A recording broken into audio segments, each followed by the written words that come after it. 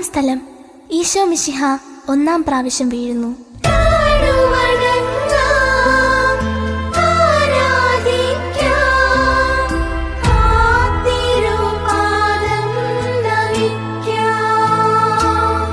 സർവശക്തനായിരുന്നിട്ടും കുരിശുമായി ഈശോ വീണുപോയി.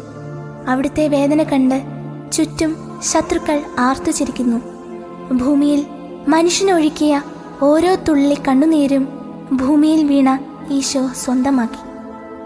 ഈശോയെ, പാപം ചെയ്യുന്ന ഞാൻ എത്രയോ നിസാരനാണെന്ന് അങ്ങയുടെ വീഴ്ച എന്നെ ഓർമ്മിപ്പിക്കുന്നു.